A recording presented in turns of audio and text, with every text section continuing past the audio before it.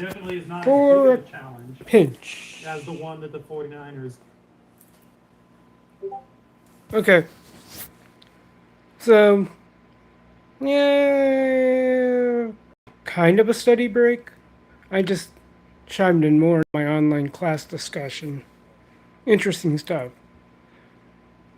And I don't know if you've heard me say it, maybe in other impromptus, but I often talk about, uh, or I should say, yeah, I don't think I've mentioned this term to you guys, but I think when I was scuttlebutting with my parents, I told them I'm a bad macro multitasker. However, I'm a decent, if not great, micro multitasker.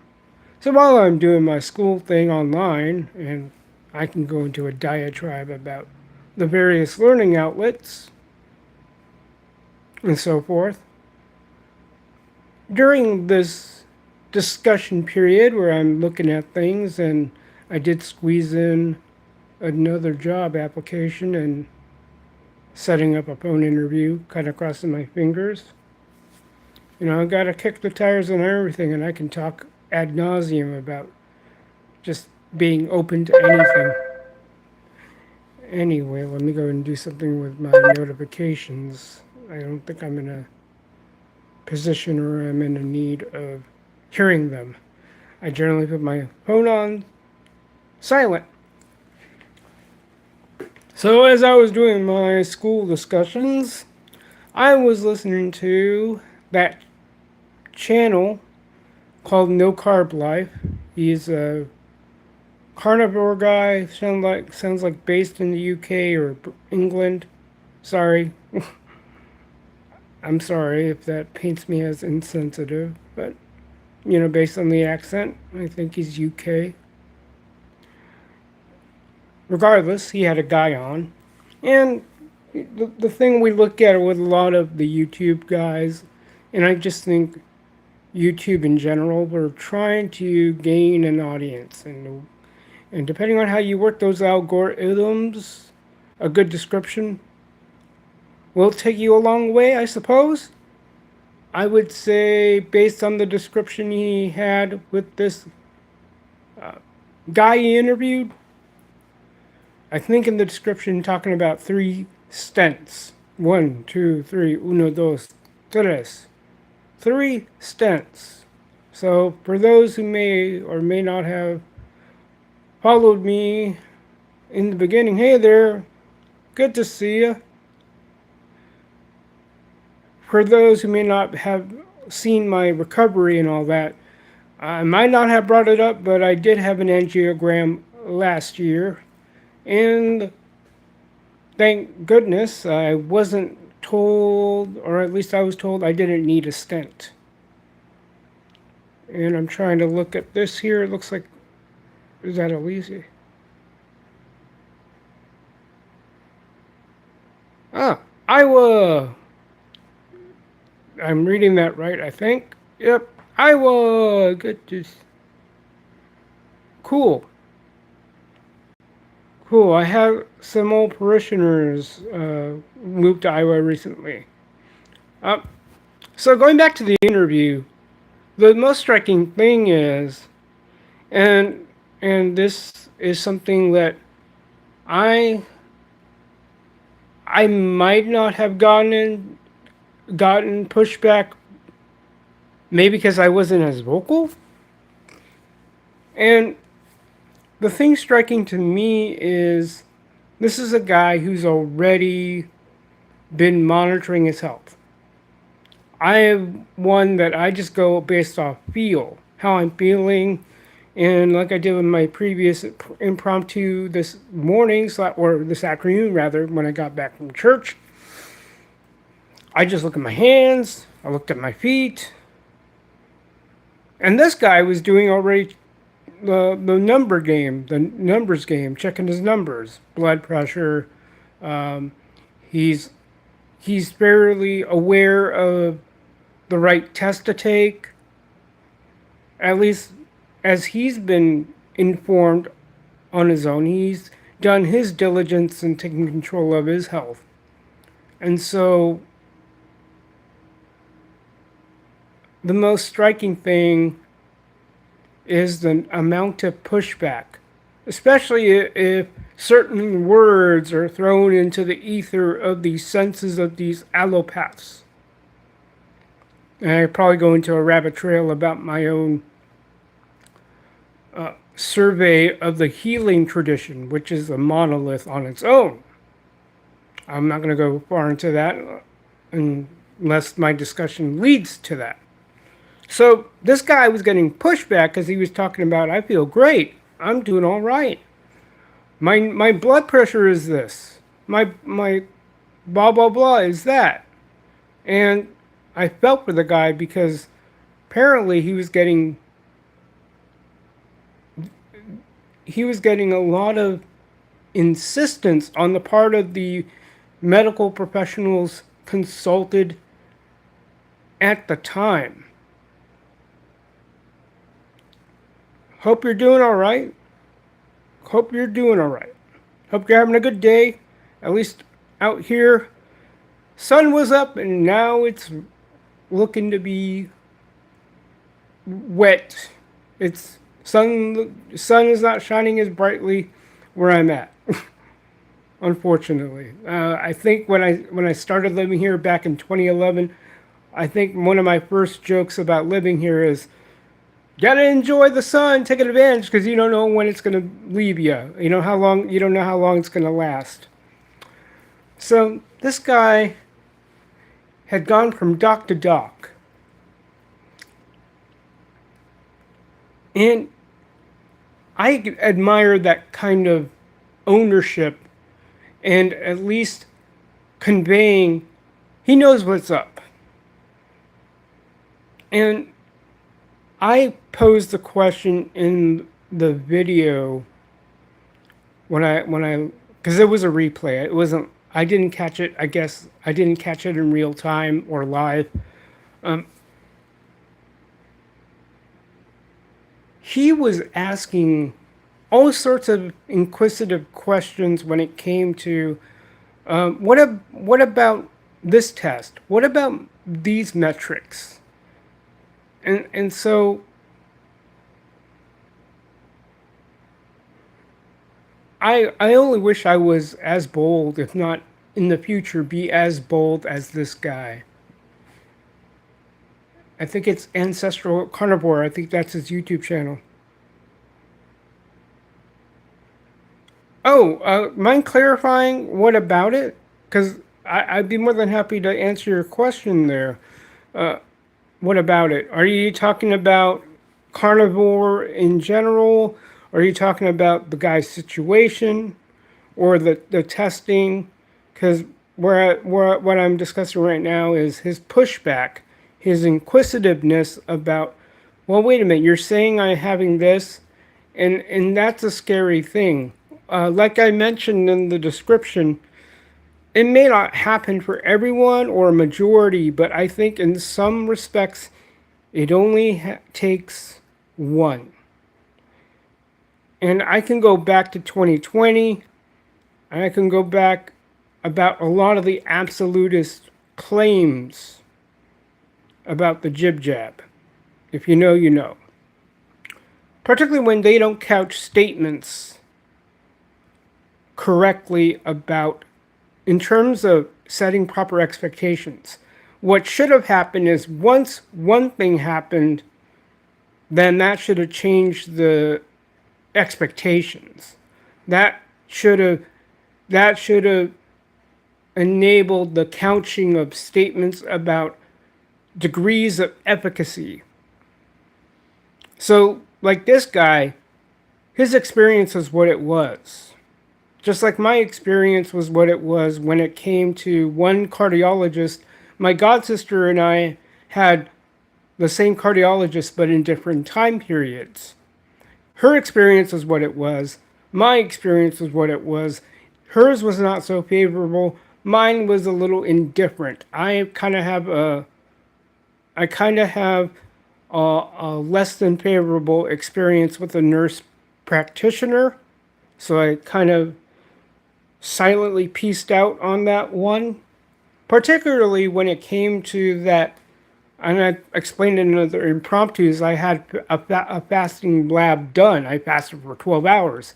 And after they said, oh, your LDL is this, we wanted to get even lower. And so we're going to put you on this and that medication. Another one?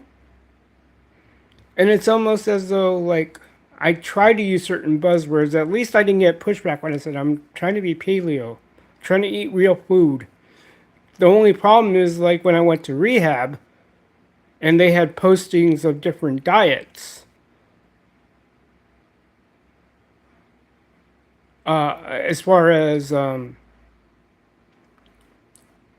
types and the descriptions. I think the only ones I saw on the wall were DASH and Mediterranean. Nothing about paleo, nothing about keto. And at least my primary care doc said, oh, go ahead. Yeah. The question I saw, or the comment I saw, it says, what about it? I just want to know what you mean by that. Oh, when? Yeah, go ahead and clarify that too. When what? So I'm going to take a guess here, and correct me if I'm wrong. Just correct me if I'm misunderstanding or I'm not having an understanding of the question you're asking. Okay, so I did a fasting lab. Geez, it's been just a few months ago. Just a few months ago in August. I did a fasting lab. I fasted for 12 hours. I don't even think I drank a thing. Even though when I look at the instructions, I could have had coffee. But I did a dry fast, which is basically I don't drink anything or I eat anything for 12 hours.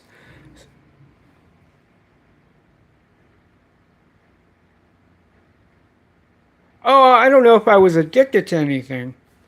I don't think so. No, I don't think I'm addicted to anything. Maybe if I am, it's probably addicted to a good time suck, like a good video game or a good anime series.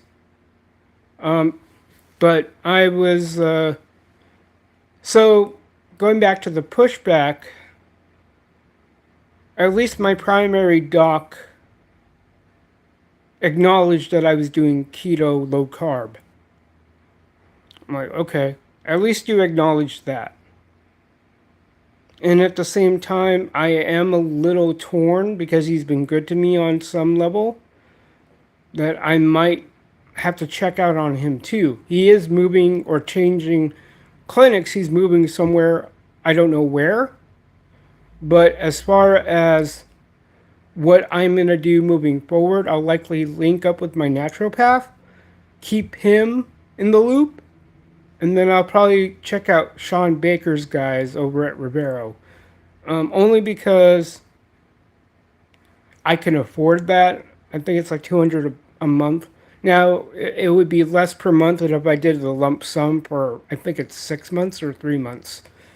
Or 4 months. However many months in one shot. Anyway, so going back to what happened, the guy was trying to explain it, but I feel fine. I just feel for the guy.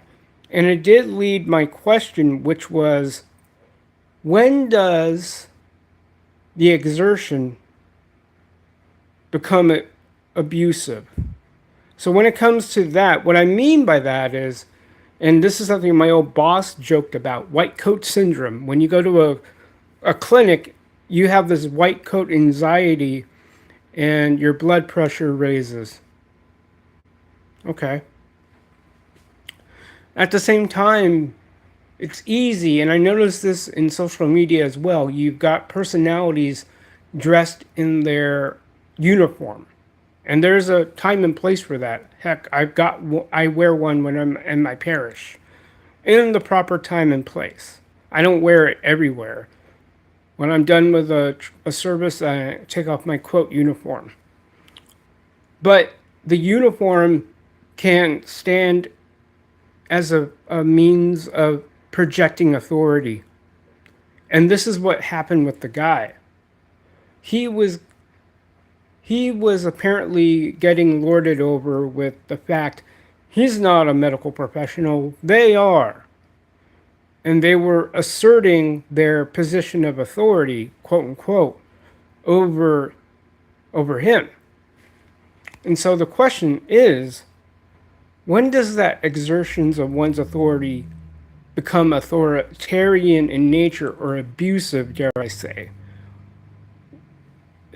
There's a point where, and that's a tough line, because people go to professionals because they put in the time, as I mentioned in other impromptus.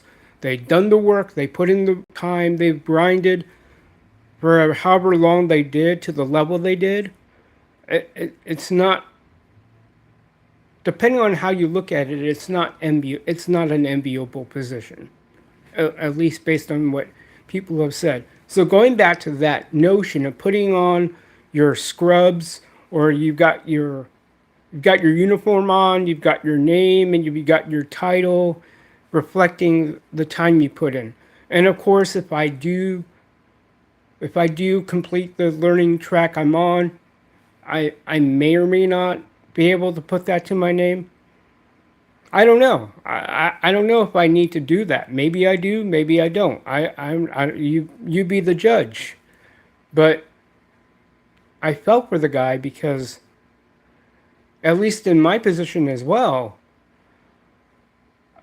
I feel a little left out, or he felt a little left out, because are you not listening? And that's what I've been wrestling with since last year, particularly when I kept mulling over what my next steps were going to be. I knew right there and then that I had to still learn how to balance and toe the line, because when I got hospitalized, I just kept thinking, damn, I should have been more strict. But how could I have done that? How do I do that without offending the charity provided by others? You know what I mean? So that's my catch-22, and it still kind of is. Like I mentioned about the portion size and the kind of the degrees of social awkwardness at play. I don't know if I expanded on the birthday cake. It was a parishioner's daughter's birthday, and they have the cuts pre-sliced. Very cool, very convenient. But I can only take like a 32nd of that slice. So it's like I got to take a fraction of a fraction. Only because I know, based on my readings, it would send me through a tailspin. So it's like, do you not? And it's funny when I look at social media, a lot of the cheeky memes I run across. I think I told my nutritionist, hey, see this one meme. It says, if medication were so effective, why do you need a refill?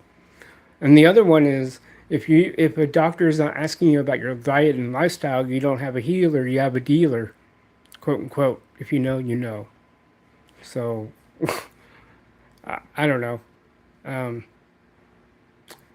Yeah, that is one thing. We all entrust our lives, especially if you've been in a situation where your degrees of dis-ease were elevated to the point of emergency. And that's what I've realized the place of an allopathic modality is best. When things get so emergent, you have no choice but to go to the allopath for symptom alleviation. So at the very least, once you get things, quote, normalized, you can kind of circle back and reinvent yourself to a degree. Again, it's a personal thing, I would say, between easing into a newly adopted paradigm, protocol, whatever you want to call it, modality, lifestyle, or if you're one that just goes, that's it, I'm gonna go cold turkey, meaning I'm just gonna go head in, I'm going to dive all in. I'm going to go to this change of life. And that's what I kind of did back in 2012, 2011, whenever that was, when I decided to go keto paleo. Now, like I've often said in my impromptus, by virtue of my purchases and my eating habits, I've indirectly declared my being, quote, carnivore, and how I navigate that and so forth. So that is always going to be something to consider. And I know there's a guy, I forgot, his name is Dr. Jeff something. I've run across a lot of Dr. Jeffs or Jacks. Again, they do the research, they do the studying, they put in the time, they grind the way they do, and because we're not the ones doing it, but they are. And so on some level you defer to their expertise.